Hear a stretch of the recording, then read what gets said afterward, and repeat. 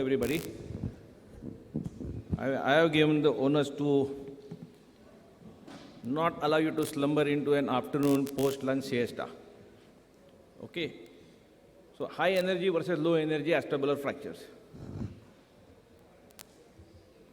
As the population ages, the average age of individuals who suffer acetabular fractures is also increasing. Older adults are living longer, more active lives. One of the examples is Dr. CGT himself. They live independently and drive cars. He flies aircrafts and well into their 80s. Many of these fractures are caused by ground level falls, but an increasing proportion of them are a result of high energy mechanisms such as motor vehicle collisions. Low energy fractures, our definition is if because of level of force is low, fall from a ground level height, and high energy fractures per se is because of fall from greater height, car accidents or crush injuries. Now, a literature search revealed few publications, very few publications on both high and low energy geriatric acetabular fracture outcomes. The strength of association between the energy level and the end result, that is called as the effect size, varies. It includes mechanism of injury, hip dislocation, fracture types, injury severity score, and gap.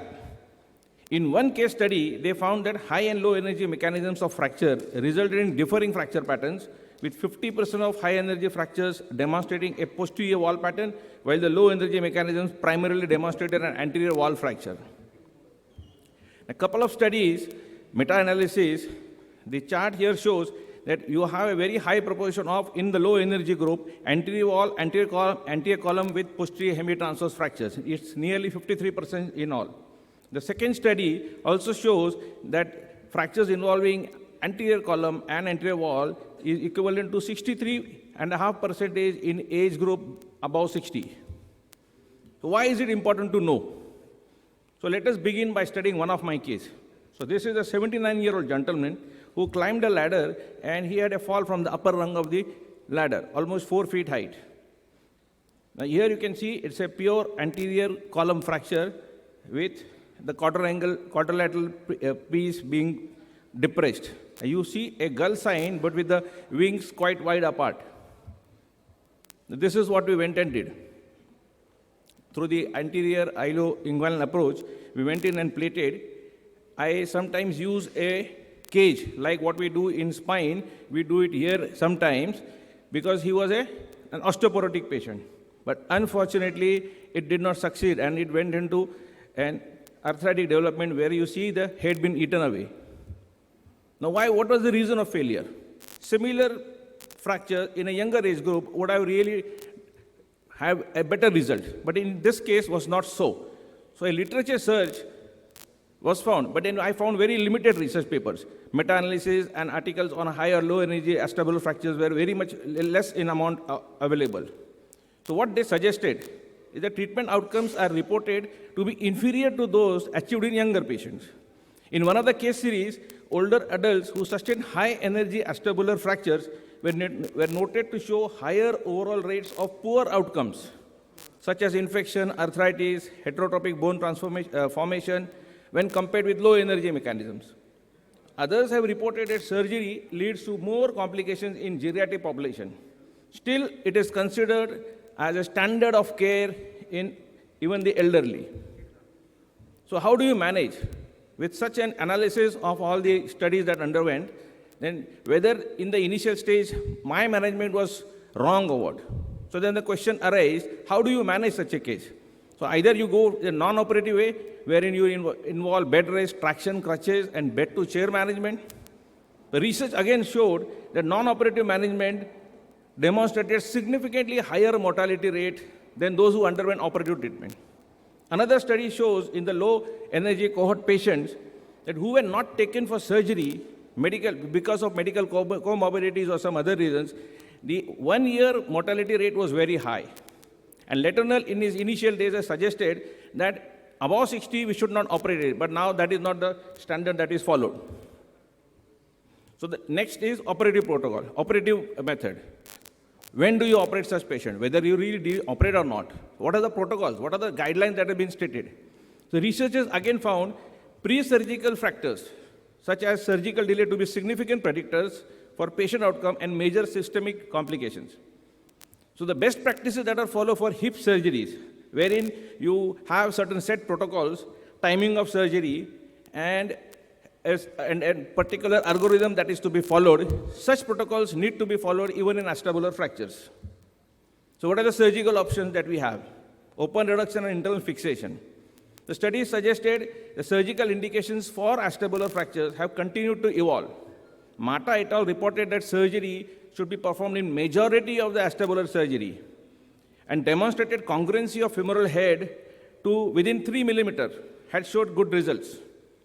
And open reduction and internal fixation of acute or delayed total hip arthroplasty or percutaneous fixation still have their relative places in the surgeon's armamentarium. If due to severe articular injury, usually associated with severe central impaction, and if either in both anterior or posterior column, post-traumatic arthritis develops, then there is a suggestion that there should be a primary total hip arthroplasty. Once surgery has been determined to best treatment option, the question is whether traditional strategies apply in elderly population, as do they in young patients, with the same fracture patterns, or whether a more minimal approach has to be dealt with. For older patients presenting with displaced acetabular fractures and multiple comorbid conditions, or who may have sustained other injuries as a result of high energy mechanism, ORF or total hip arthroplasty involving lengthy surgery and major blood loss may be a poor treatment option. So minimally invasive osteosynthesis may be a safer option for these fragile patients. So proponents of percutaneous methods to treat acetabular fractures highlight both the minimal blood loss and similar rates of conversion to THA after ORF and MIS, both at the end yield to the same proportion of patients who are converting to THA. So these are one of the few cases that we have done in MIS. So Mayers and et al. Say that they have found that nearly after a follow-up of 8.1 years, the result of primary THA they found was very good. But they have cautioned that because there are lots of challenges associated with acute THA, paucity of data following high energy injuries in that age group, a surgical team with members experienced in acetabular fracture surgery as well as total hip arthroplasty is mandatory. How did we manage this patient then? We went ahead and did a total hip arthroplasty. And this is how he walks also. So now the question is there a set protocol designed? So in 2019, Peter Cole and Regents Hospital from Minnesota, they published this article and they have set this protocol. After patient triage, resuscitation and co-managed stabilization, if the patient is found to be healthy enough to sustain surgery, then if an anatomic reduction is anticipated, then open reduction and internal fixation is what they advise. If not, then open reduction. If not, and if they still can go further, then they can go ahead and do a primary THA. If the patient is not healthy or borderline stabilized, then a minimally invasive osteosynthesis process has to be done. If not, then go in for a conservative management. So this is the broad guideline that they have published. All in all, as the population continues to age, the incidence of this fracture type is likely to increase, and surgeons will have to make progressively more difficult management decisions and undertake operations that are more technically challenging. Thank you.